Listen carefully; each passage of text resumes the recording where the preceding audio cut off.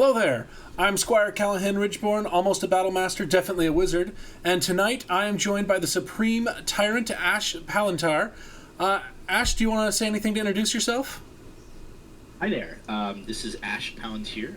I've been asked to come on and entertain these puny mulings by the peasants of the Rising Wind. So I suppose I can tolerate that for a little bit. We thank you, sir, for deigning to speak with us today. How long have you been in Amtgard?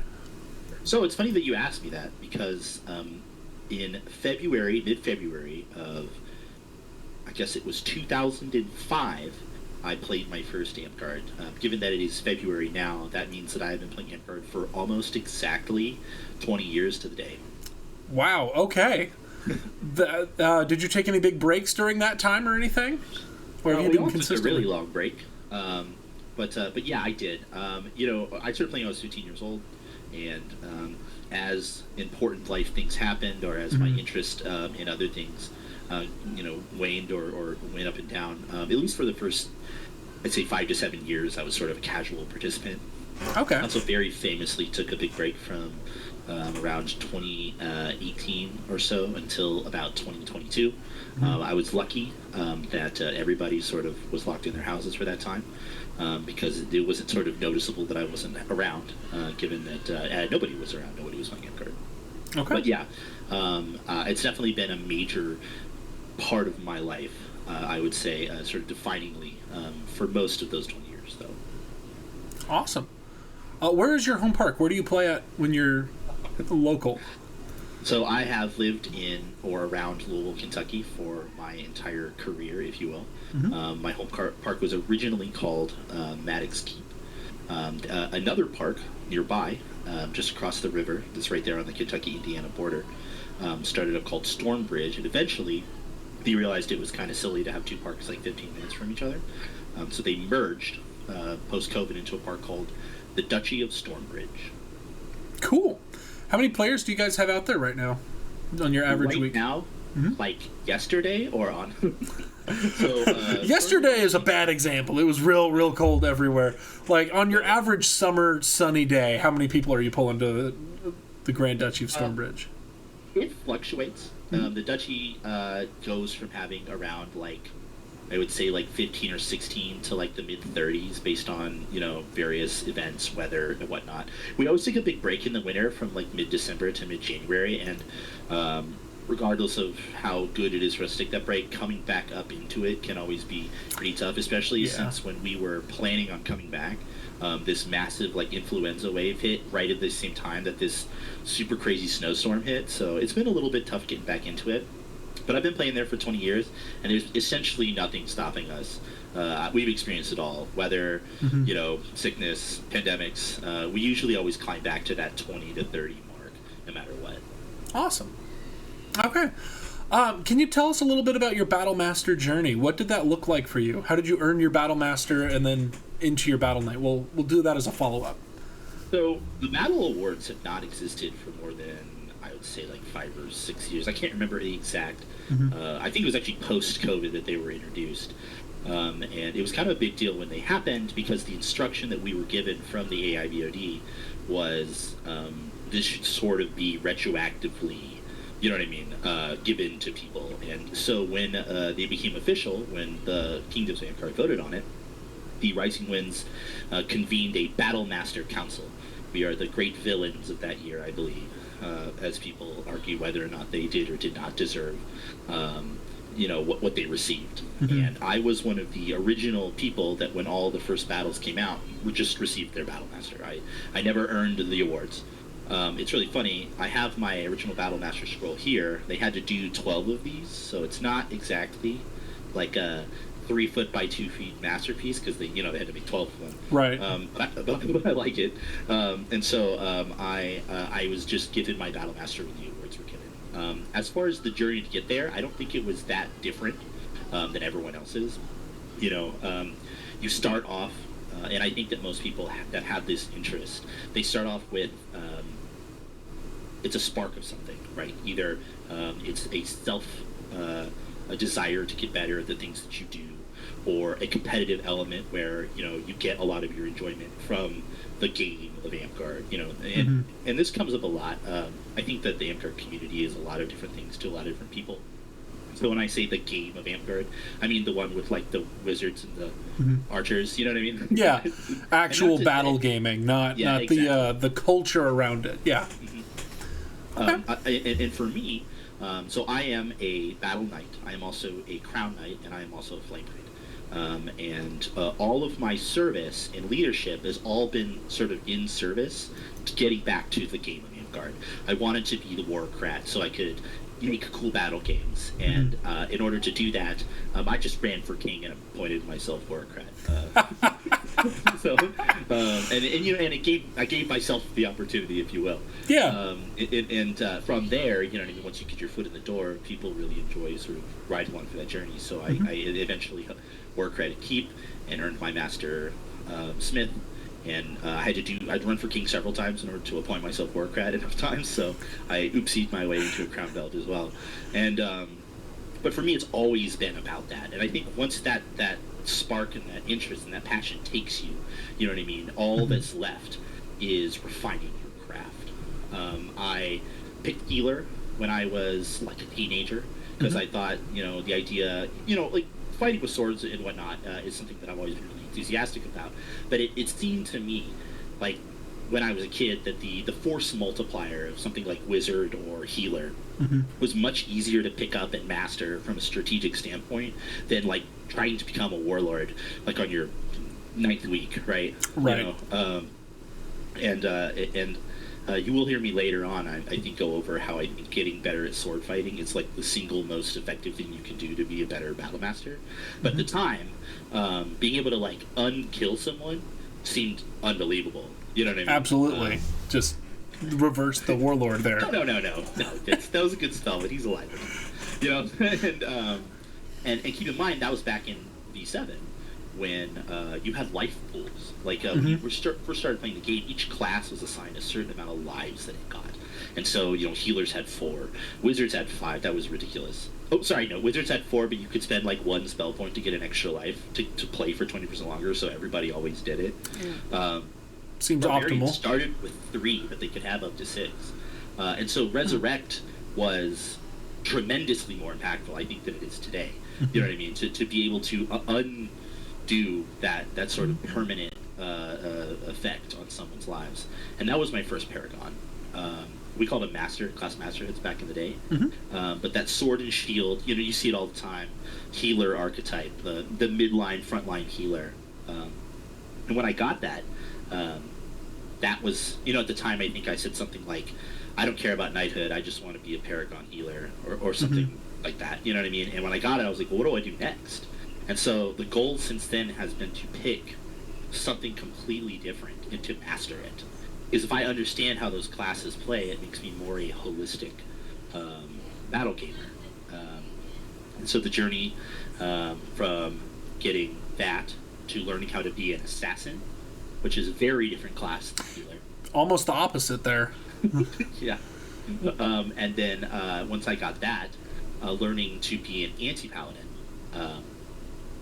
And after that, I picked Archer, which is, I think, how you know me the most. Yeah, so I haven't actually seen you play healer or anti-paladin or assassin that I've ever noticed, but I've definitely felt the sting of your arrows on the battlefield many times. And let me tell you, I have a huge respect for archers now that I've done it. Like, that is a lot harder than I think I gave people credit for. It definitely, like, being able to pick somebody out of a line and hit them. At last keep, I didn't, like, I was aware of you as an archer, but I really started respecting you as an archer when at keep we were playing that battle game in the woods where we had that like that big cluster of people. Yeah. And you hit me like 4 times in a row with phase arrows, and they kept resin me anyway, but still, like that, just picking me out of that. I know I'm a big guy, but still, that like between people sniping, that really impressed me. So I only ever played sniper. I've never played archer. I've never fired a regular arrow as an archer. Never once. And I think that goes back to what I was saying, trying to do something new, trying to discover some new thing to do, and learning to use those specialty arrows really over time. And man, when I first started, it was funny. I think I was firing only pinning arrows, which is something I think most famous for. But learning how to diversify that quiver list, because it really did feel like I was playing Evoker, except for my spell balls went in straight lines at like 40 miles an hour. Right. But learning when to fire them, who to fire them at, and the downtime that you are forced into after that, because you have the charge ×3 on all of your arrows, gets you into this mindset of making the correct choice with those arrows. If you are going to shoot an arrow and then have to stand still and charge ×3, and then while you're doing that you're multitasking, you're like, oh, who's the next guy? You know what I mean? You get so good over years of practice at picking, and I'm sure you can empathize with this when you are selecting your spell targets. It's often not who's the easiest guy to hit. It's who's the most important person for my team to not be there. Yeah, exactly. So, okay. A little follow-up question to the Battle Master question. When you got your Battle Master, because you were retroactively given it, did you have all 4 of your Paragons at that time, or have you earned a Paragon since then? The Paragon Archer I just got recently. Okay. I can't remember. I think I got the Anti-Paladin Paragon around the same time, or right before. So I think I had 3 Paragons at the time. I have now also won Bridge Wars 4 times. That's pretty twice good. With Exalted, once with FC, and once with the Yokai. So those 2 metrics, either the 3 major kingdom level wins and the 3 Paragons, I think I met both at the time. Awesome. How long did it take after you got your Battle Master to become a Battle Knight? Was that pretty quick? I wouldn't say. The post-COVID knighting pileup was because there's a ton of people that kept this game going, that did a bunch of really amazing work in leadership and service and crafting and whatnot. And by the time we got sort of into the post-COVID era, there was a lot of really deserving people that sort of had lined up for knighthoods, and we weren't doing them during COVID, and so there's a little bit of a delay. What's the difference between a Battle Master and just a good fighter? I think, and this is something that's really important to me, actually. Because this comes up a lot where people will say, well, he's just a good fighter. You can play any class and make a huge difference. As if that's not part of the game of Amtgard. Like, that is a huge element of it. And people like to sort of dismiss that as if they need to have some other quality in order to qualify for battle mastering. And I agree. And I think that quality is when you warp the battlefield around you. When the decisions of other people change based on your presence in sort of a lasting way.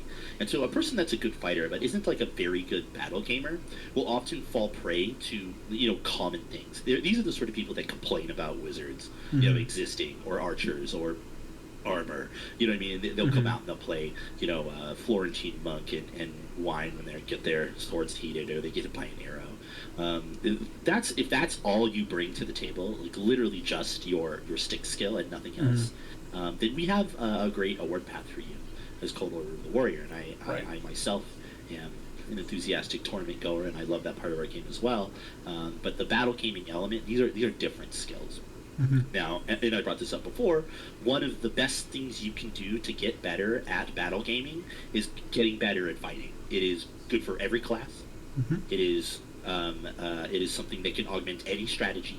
I mean, if you are a backline wizard alone, that's like all you do is shoot spells, and if someone comes up to you and you can block them out and kill them with their sword when they get a good flank, well, you have completely disrupted that. You know what I mean? Or if you can be trusted to get like 2 points of armor. There are some people that I know that play support casters that are very good at what they do. There's almost no point in giving them like a bark skin, because like any kind of melee contact when it meets them is going to kill them.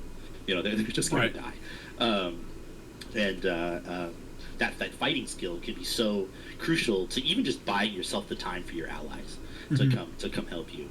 But as for the difference, I think fighting skill is just one element of battle gaming. It's not even a mandatory one, I would say. But I think I find almost no battle masters, like true battle masters that do not have some minimum level of acceptable, skill. Either they and you are really hamstringing yourself if you are trying to become a battle master without developing it a little bit, because your path isn't impossible. It's just so much harder. Like, what are you going to do? I'm going to be the best candy druid ever, and I'm going to be the best dagger and shield healer. I'm going to be the best. You know what I mean? Like, it's just like you going into that, or have set yourself up to have a much harder time of making that transition. Certainly. Okay. With that understanding, what's the difference between a battle master and a battle knight? I think it's how much you contribute back to your battle gaming community. So, it's about leadership, and it's about giving your knowledge back to the people who are eager to learn. Whether or not that is your fighting company members, you're constantly trying to raise them up, or if it's being available, when people say, well, what does it take to be a paragon wizard, and offering your assistance and insights. I think it can be something as simple as being a little drunk at 11 p.m. on a Friday night, talking shop about battle games with people that want to come to the round table, or it could be as complicated as putting your everything into participating in the international rules revision process. It's not just about your performance, it's about your participation. Okay. I think as far as all knighthoods go, there is some minimum level of behavioral expectations. You have to be out there being positive as much as you can be. I think that there's a time and a place. Obviously our emotions are on high, and I myself have been known to argue with others, but ultimately I think keeping that at a minimum, or whatnot, is probably best for people that want to be perceived in this light. I know every time that I've gotten into like a screaming match or something like that with someone, I've like retroactively been like, that's not a good look, or there were better ways to handle that, or this isn't good for our game. So the difference largely is in the participation in the battle gaming community, and how you hold yourself as a person and as like sort of a representative of Vanguard. Okay. Shifting gears a little bit, you are, I believe, the only Quad Paragon that we have right now. I don't think anybody has more than you either, at least not that I was seeing. That's a pretty big accomplishment. So I know you recently got Archer. What are you going to go for next? All right. Now that I've got this stage, it's time for the era of the Pole Scout. All right. So we just got 2 new archetypes for Scout. One of them is called Hunter. Now, I'm going to name drop some people here, okay? So, very cool guy named Haliax. I don't know if you've heard of him. Yep. His name is Adam Stockhausen. He made me a harness. It is like a little leather harness that like belts, and it's got 3 of these clips on the back that hold javelins. So the biggest difference is Hunter, you lose the hold on, I gotta make sure I get this right. You lose the shield, and you lose the release, which is kind of a big element of the Hunter. But you gain the ability to use polearms, and you gain the ability to use javelins, and you get a rechargeable hold person. It's charge times 3, which is pretty big. Basically free. Yeah, and so what happens is, and I've got this whole thing worked out, you become one warrior's worst nightmare at a time. All right? You find one, and this is like a field battle thing, but you go up and you hold person them, right? And you just pick whatever adaptive immunity is going to stop you from getting owned by like the wizards and the the usually it's command, but sometimes if you just have like a warlock or a pretty nasty druid out there, you could pick like death or sorcery, you know what I mean? And you hold person them, and you use the range of your pole and the javelins, which are now crushing breaking, to rip apart them, and they can't do anything about it. Oh, my shield's hard. Well, I've Scout. I have rechargeable dispel. It's gone. You know what I mean? Oh, You're so right. Yes, I can overcome. They can reduce it to 10 seconds. I can recharge the whole person faster than you can count to 10. Yeah. You know what I mean? Keep in mind, for the last 2 years, I have been charging every single arrow. Charge times 3 is like, I can do that in my sleep. Yeah, that's nothing. And when assassins get too close to you, when you're tracking them out, you're not in a track race with them. You have an 8.5-foot pole. You know, they can't even get anywhere close to you before you just tap them and they die. You can still wear 3 points of armor. Yeah. You know what I mean? Yeah. You give up evolution for this, but I think evolution is one of those things that you almost never use. Like in most scouts, the vast majority of the time you are not using that feature. Is it cool when you do it? Yeah, the 1 out of every 100 times you come alive that you get to. But the ability to use polearms is such a fantastic and amazing buff to the scout class that it has completely opened up this new style of play, and it is obnoxious. I'm so excited to see you doing this. Are you going to run this at March? I mean, I'm pretty much you know, it's funny because you were telling me how you would only really see me as an archer. Once I get my mind on something, I just either run it until I decide that it is not gonna work, or you know what I mean. Like I just do it until I get it. Maybe that's part of the reason that I have 4 paragons is because I'm extremely stubborn. You know, but yeah, you will see it in March for sure. I'm so excited to see this shenaniganry happen. This is going to be awesome. Okay. What does your training regiment look like? You've got 4 very different Paragon classes. How do you keep up your skill on that? All right. So I think that there's like what historically have I done to get better at this game versus what do I do now? Because what I do right now is nothing.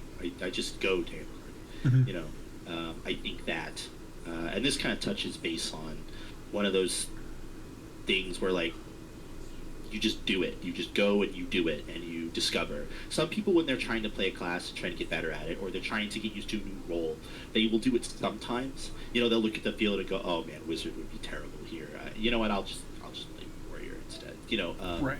And trying to decide what is best. That's really good for developing like a diverse skill set. But you don't really get used to overcoming your challenges unless you are throwing yourself into scenarios where you're not at the advantage, you know, and forcing myself to play scout when I don't think it's a good fit for the game, or forcing myself to play scout into comps that I know are going to be difficult to win. That's the training regimen. Now, am I saying that like when push comes to shove and it's time for bridge wars and this is the highest competitive element that you should play a class that's not good for your comp? No. You know what I mean? Like that's setting up classes and roles and stuff for the highest level of play. Totally different. But there's so many complementary skill sets that come from just forcing yourself into unpleasant situations that I think people don't really.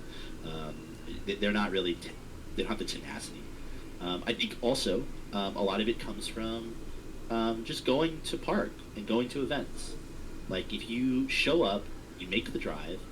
You wake up on a Sunday morning that you don't really want to do it, and I'm not always the best at this, but you know, when I was in my early 20s, I lived like 12 blocks from a warlord named Marcosius, and I would bike over to his house, you know, twice a week for months to go from being like a really bad fighter to being like an okay fighter, and he would just make fun of me. He trained like a Sith Lord. Is that all? Oh, I just warmed up. You tired already? You know, but being able to deal with that sort of feedback and be like, you know what, I'm here for a reason. I want to get better. That's it. And I don't know if it counts as a training regimen, but I've always been of the opinion that you have to take a step back and analyze why you lost at something. Like what was the reason? I think sometimes people will be like, well, why'd you lose? And they'll be like, well, that guy was just better fighting than me, or oh, he was just too fast. And anytime you assign like an external reason for your loss, you sort of deprive yourself of the ability to like do better.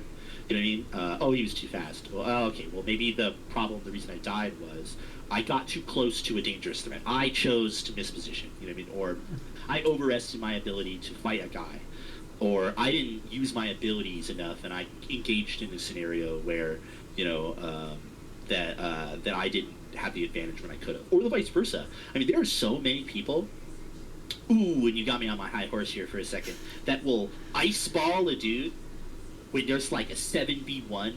You know what I mean? Like we're all converging on the last guy. He's missing half of his armor, and the other team is all walking back to respawn. And some dude will walk in, and go ice ball, as if that guy wasn't moments from death. And now we have to keep track of him in our background because he's going to come out of it in 60 seconds. And 60 seconds is a long time sometimes. Well, it's funny because 60 seconds is either the longest time that's ever happened if you're the one that's ice balled, or it's like you look away and the dude came out of his ice ball while we all turned our backs to him.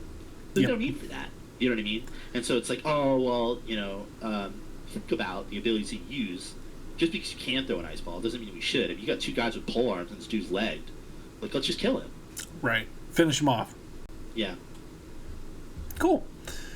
What's your favorite class to play right now? I'm probably going to be Scout based on what we've been hearing. I have the obsession right now with this Pole Scout, and I will tell anybody about it. But I think my secret, like, guilty pleasure class is Florentine Warlock. Really? It is. Yeah, you buy the long sword and the short sword, and you pick up some kind of armor enchantment, and you just run around. You have 8 Finger of Deaths, because if you play Warlock, you better have 8 Finger. You bet. That's yeah. You have a near infinite number of heat weapons, and you buy spell balls and like drag belows. Yeah. And woundings. And so you run around. Typically, I won't do this unless I know I have some source of like Iron Skin or Bark Skin or something like that. But you are a melee threat that basically disables everybody, and if you ever run into a situation where you can't do that, you just tell them to go back to respawn.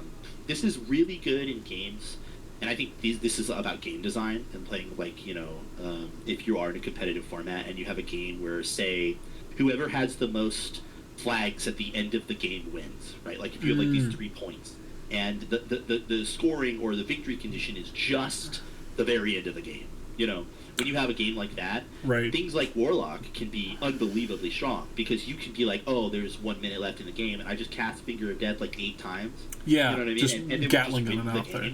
Yeah, the ability for that class, for Warlock, to burst in situations is completely unparalleled, in my opinion. The only other class that I think comes close to it is some really silly Bard builds. Like, for example, how many agoraphobias do you think you could fit on a Bard list and have an otherwise normal Bard list? If you just had to guess on top of your head. I have not played Bard enough to know the answer to this. You know what agoraphobia is? Do you know what the spell does? It makes you have to stay, I believe, 20 feet away from everyone for 30 seconds. Everybody. Your team, their team, everybody. Correct. It's a really high level Bard spell. And it's per refresh, and it's so high level that you can't experience it. Right.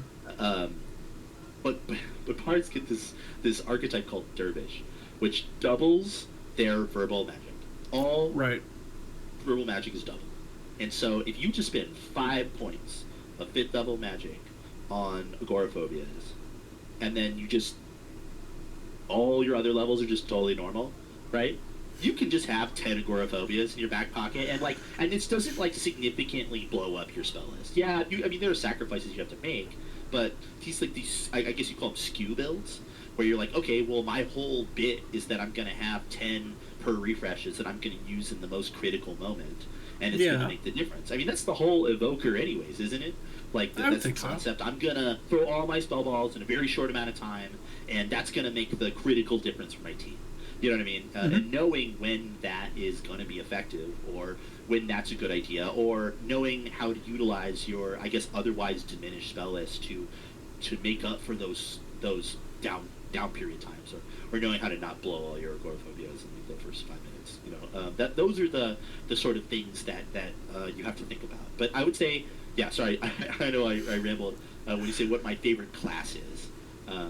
I think right now the Florentine Warlock is the secret sauce. Okay.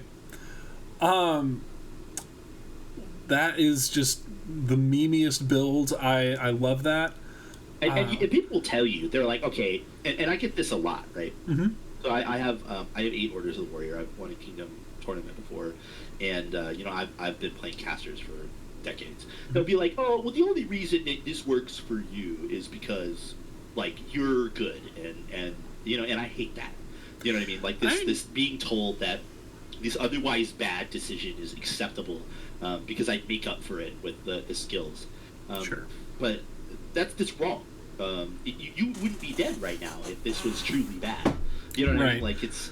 Warlock is the worst wizard archetype until the moment when it isn't. Okay, it is the worst wizard archetype, and I think that this speaks to how unbelievably busted the wizard class is, that you can take the worst, or at least the most restrictive or the least diverse wizard one, and I think that's why the reason people don't like Warlock, or they dismiss this out of hand, is because they're like, oh, but why would I do this when I can play a Battle Master? Or why would I do this if I can play an Evoker? Or they'll be like, why don't you make a Battle Master Warlock? Why not just go all in on it? And it's like, well, I have to make up for the fact that I don't get all these spells by hitting you with my swords. You know? Right. There are elements to it. They're comparing it to the not Battle Master, the Battle Mage. Yeah.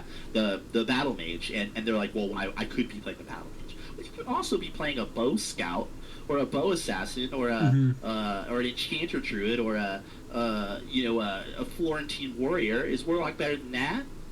Is it better than a dagger and staff bard? Is it, you know what I mean? Like, is it better than any monk? Yes, I think so.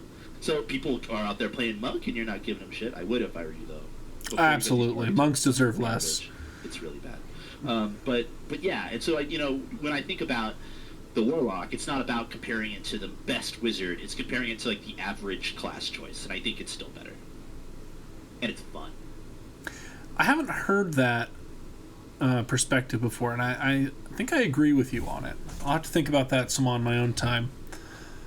I've got some general battle game questions for you. Sure. So, are you the kind of battle knight that evaluates games ahead of time, or do you prefer to just walk in and figure them out as you go? So, I have a general distrust for game designers keeping their word about how they're going to design a game when they announce it like 4 months ahead of time. Generally speaking, there seem to be a lot of elements that they have ideas for, but then either the community goes, well, this is a bad idea, or that's a bad idea, or this is a bad idea, and we don't get to the final version of it. Sometimes even when they're setting up the walls in the field, and they go, oh, I don't have enough tape for this. You know what I mean? So yeah. A lot of times, I would say that the majority of the planning I do immedially preceding the game. Okay. I'm lucky though. I have a great fighting company that has a lot of people, and a bunch of my squire, who's now a knight, I guess my former squire Twilis, is the sort of person that will fanatically look over a game. You know what I mean? And be like, oh, this is where this is going to be weak. Oh, this is going to be strong. My fellow battle master and good friend Yorick, I'm sure you've met. I know Yorick. He is a tremendous strategist and field commander, and he's gonna be able to identify where we are the strongest. And so maybe historically I used to read rules and get really into the planning process, but I think being as sort of old as I am, and sort of getting to enjoy the benefits of having people that want to do that more, I think that I personally don't have to anymore. Now, having said that, that is in part due to having 3 or 4 other battle masters to do it for me. Right. I don't have to anymore. I think that knowing a game and how it works is so critical to that process, because there are some builds that are just super, super, super critical in some battle games. And if you don't get that, right, if it's a life pool game, you have to have healers. In fact, if it's a small life pool game, you should have healers and bards backing up your healers. You know what I mean? To get those out faster. And if you don't, it doesn't matter if your team is killing 2 to 1, you're going to lose on points. If you have games where overwhelming an objective is the key point, getting to a place and holding it, right. A barbarian becomes so good for breaking up that hold, right? And if you have games with refreshes, there are certain classes that have a limited amount of per refresh resources that become tremendously more powerful. And so playing to the game is really important, and multiple things can be true at once. We've had bridge wars where there was some side objective. It was a monster that was really strong, and if you killed it, your whole team got a refresh. Now, the strategy that we came up with eventually was you just get a barbarian there right when it spawns, and you have the barbarian fight after death. Not only does the barbarian can't lose the fight, because right. Fight after death, but he gets his fight after death back, and everybody else does as well. So why would we go through the trouble of like trying to take on this huge monster with anything else if we can just set a bomb off on it and there's no consequence? Yeah. And then you get into that point, you know what I mean, where the barbarian becomes, in my mind, almost a no-brainer. And you would see in these games that the top 4 finishing teams almost always included a barbarian. So you have 2 barbarians running to get to the guy first, you know what I mean? Or they would even ignore each other and go blow up, and they'd be both hitting the monster because they knew there was no point to hitting each other. Trying to get the last hit there. Yeah, exactly. And so the monster would be like, I don't know. I think 7 got me, But so yeah, especially when you're designing a comp, right? That that element, knowing the rules ahead of time, is you can't avoid that. It's going to be an element, because if you're constantly playing a class that you're a paragon in the wrong scenarios with the wrong insights of where you're supposed to be, you're just a paragon. That's not Battlemaster behavior. Okay. How do you choose your targets on the field? How do you decide who you're going to mess with? There's two competing things for me. I think I mentioned earlier that I feel like battle masters and high-level skill players, they warp the battlefield around them. And so my first thought is, how do I get these people to diminish their influence? Whether it is finding someone like, I don't know if you know Sir Big Head from Tal'Dorei. Absolutely, love Big Head. He is a monstrous typhoon of a player, but I have found in my time that he is particularly vulnerable to verbals if you can kind of get there, establish a position, and get going early.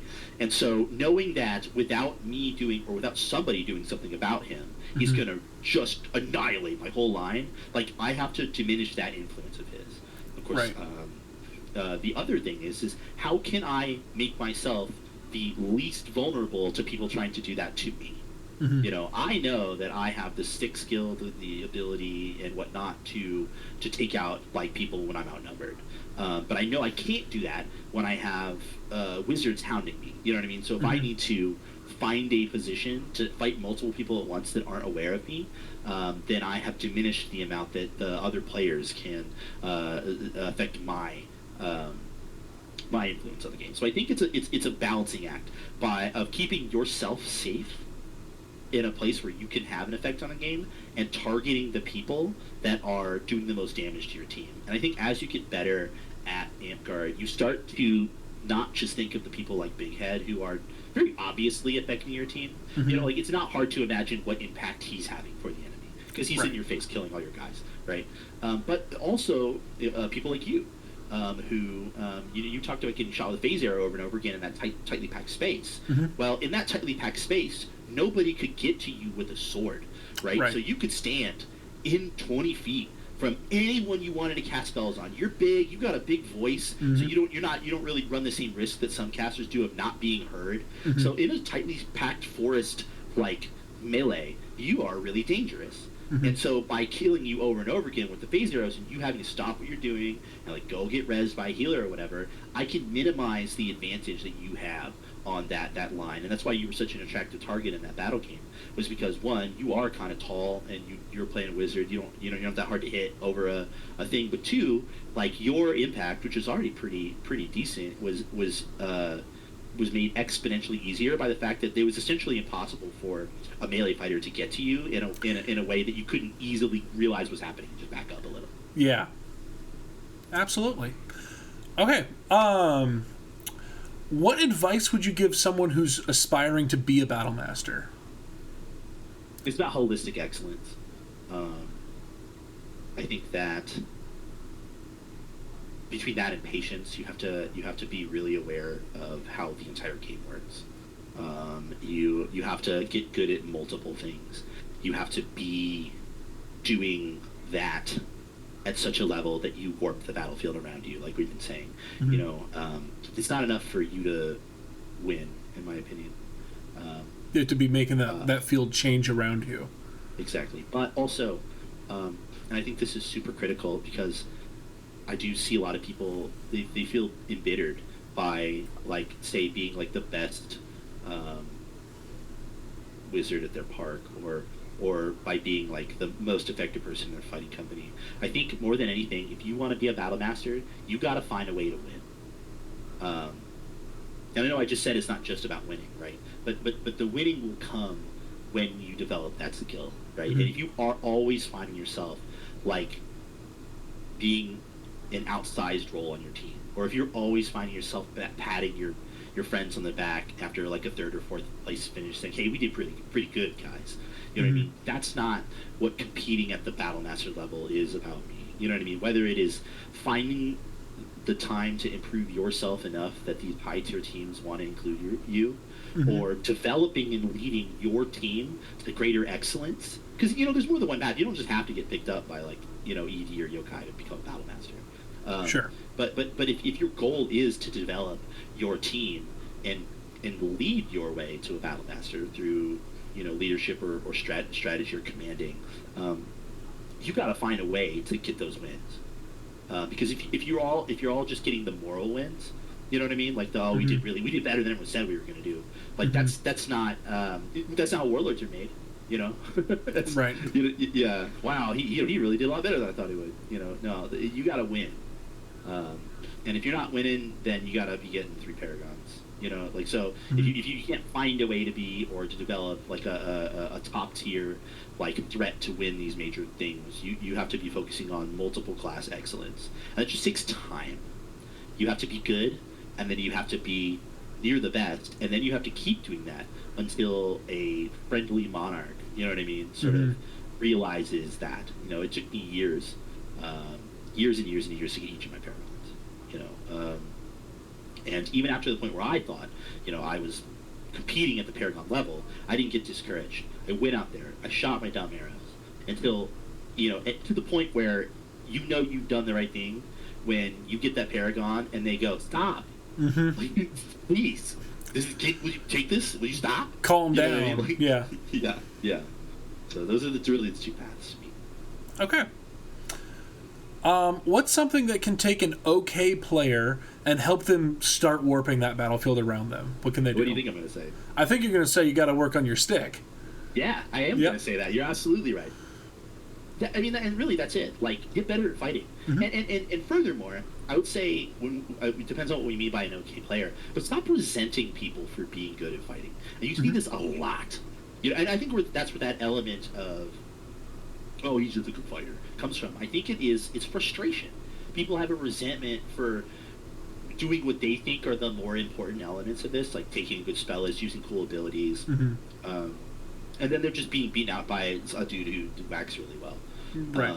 And to those people, I would challenge you: why is your practice, or why is the things that you do, more respectful or honorable or noteworthy on this path than just getting good at fighting?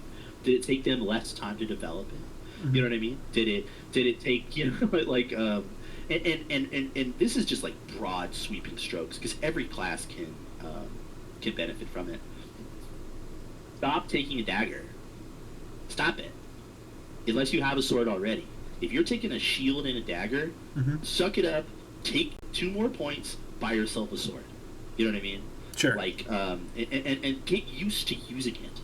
If you play a backline healer, yeah, you don't fight too much. But if some assassin runs right past you, you know what I mean? Like, you need to be able to hit him.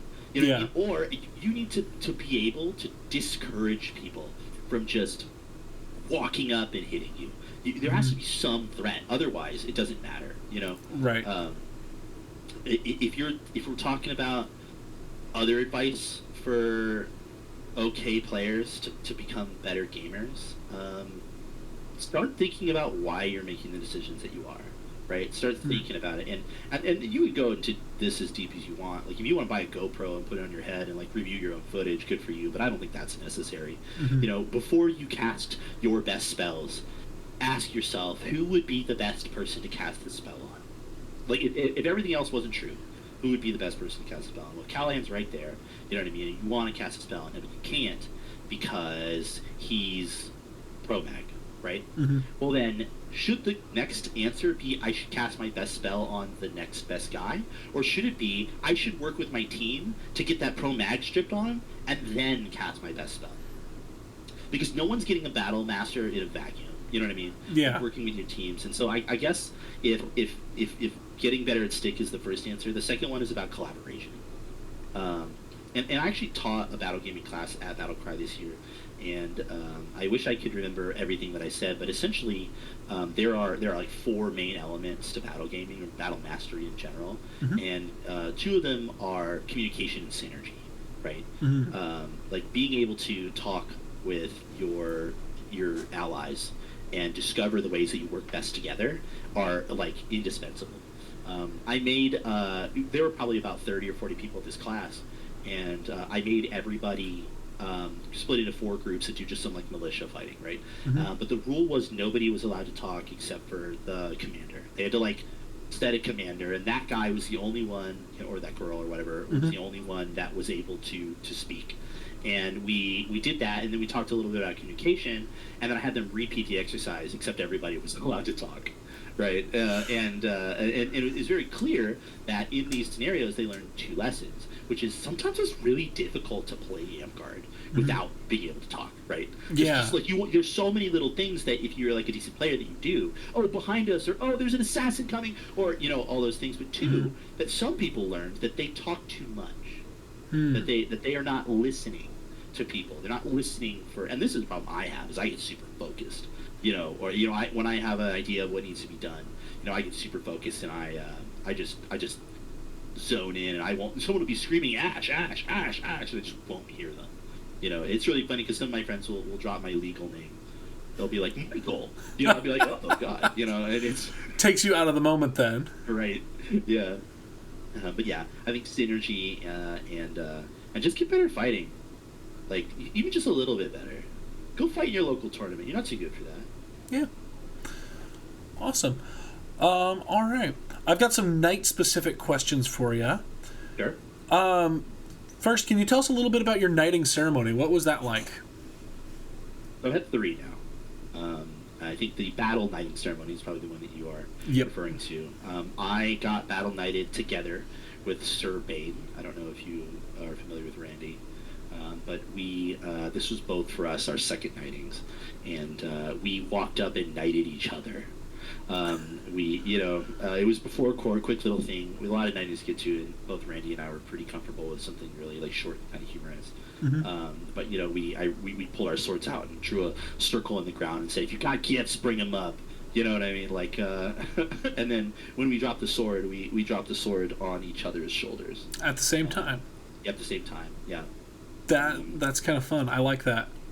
Yep. He and I are great friends, known each other for a really long time, and we just thought it'd be fun to because the elements of these martial knightings is that in a lot of ways they are taken, not given, and I think that's like a warlordish thing. I'm sure there's a bunch of warlords out there if they listen to this scoffing at the idea that battle knights are anything like them.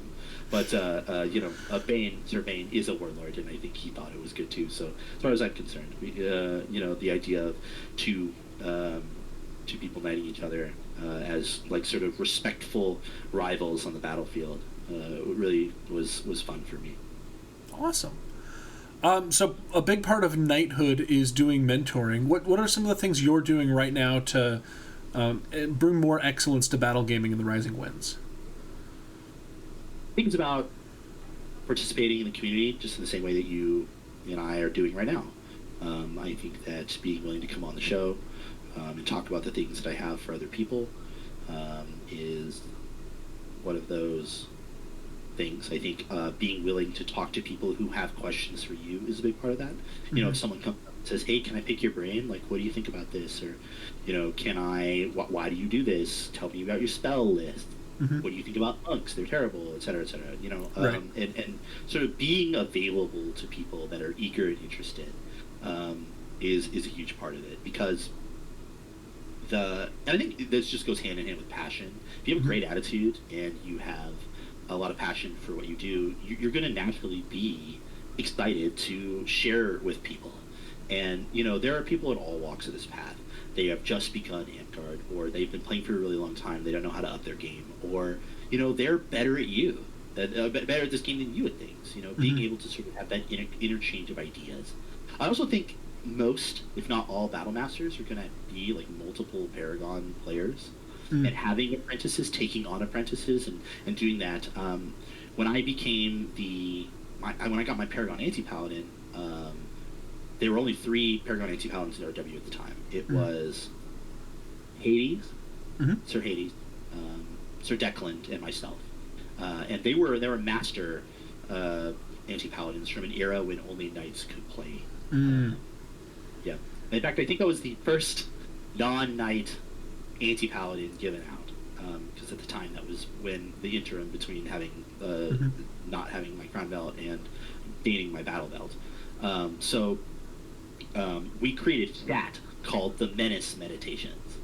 And it was just, and I took on anyone who was interested in being a part of that anti-paladin community, and we created like a big Facebook chat, like shop talk for, you know, what are we doing these days when changes were made, how does this affect us, what equipment are you guys using, what difficulties are we having, and you know, I think at some point, because I was the only Paragon anti-paladin that was really playing at the time, or at least playing anti-paladin, you know, we had like 9 or 10 people in there, and when several of my apprentices got their Paragons, they started adding their apprentices into the Menace Meditations chat.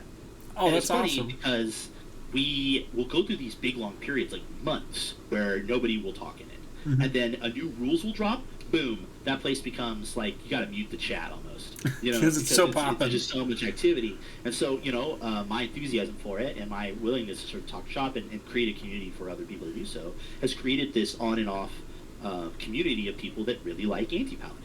You know, and I think that's the kind of sort of one of the many things. Now there are, I think, battle knights that are participating in different ways. Twilis and you know, he's not a battle knight yet, but Artie, I'm sure you know Arthurius, Arthur Jones. The only reason he's not a battle knight is because he's deferred his knighting so many times for various like personal and scheduling reasons.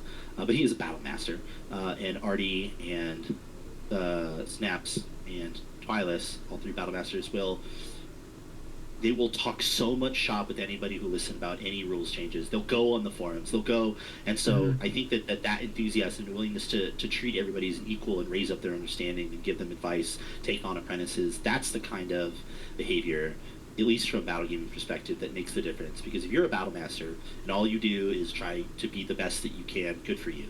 But if you are actively uplifting others and participating in that community, that's, I think, among all of the standards that we have for knights in general, which I think is something that I haven't really touched on, you know, like,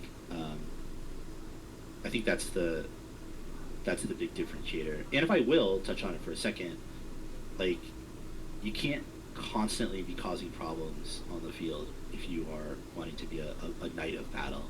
You can't be accusing other people of cheating. You can't be getting into constant screaming matches. I mean, it's a competitive game. Tempers flare. It happens from time to time where people get, you know, or they have long histories of perhaps not being friends, what have you. But, you know, if you are causing a problem every time you play, then that's I don't think you're really like a battle knight. My mom always used to say, you know, if you wake up in the morning and you meet a jerk, you've met a jerk. You know, if you meet jerks all day, like if everybody you meet is a jerk, like it's you. You're the jerk. And so if you have a problem every time you play Amtgard, you know, it's you. The problem's you. The problem. Okay. Yeah. Cool. So as a 3-belted knight, I expect you've got some belt line stuff going on. How do you manage your belt line? So I have, we call it the Dragonfly Accord. My personal symbol is the Dragonfly. And I have multiple squires, and they themselves manage their own underbelts. You know, that's not really a decision that I make. But it's a very sort of casual affair. We're just friends. I don't expect my squires to like do things like for me. Like I don't give them orders. The mentoring relationship is one that you have to have a very personal relationship, in my opinion, to have the right influence. You know. And if you come to someone that you're mentoring, you have to be able to praise their successes, and you have to be able to meaningfully critique, you know, their shortcomings. And if you don't have like a good personal relationship with them, that critique doesn't work. You know what I mean? They're not going to change their behavior or take your insight if you don't have that personal sort of connection with them. So all of my squires and I are very, very good friends for various different reasons.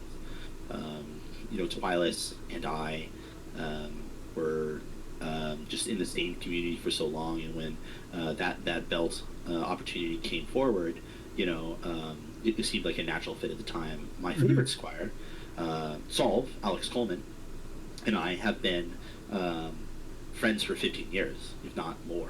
I've known Solve since Solve was a teenager, and I think, it's one of those scenarios where I remember fondly back to a guy who punched me in the face when I was king, like the first time, and broke my nose.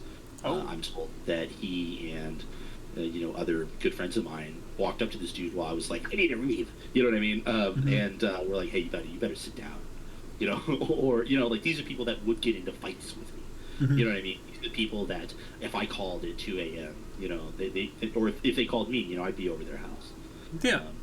And I don't expect that for every single mentoring relationship, but that's something that you should be building towards, where you have such a close personal friendship with these people that that you can be as honest as possible. And I think that you're never going to start there necessarily. Like when I'm looking for a new squire, I'm looking for someone with potential, but I'm also looking for someone that I can develop that relationship with, because if I don't think that we have enough in common, just personally, I'm not going to be able to provide you the mentorship that you need. Okay. I think that transitions as well to our next question. How do you go about adding more people to your line? Are you always on the lookout, or you wait for people to come to you? How do you run that? I got like a limit in my mind of 2 squires per masterhood.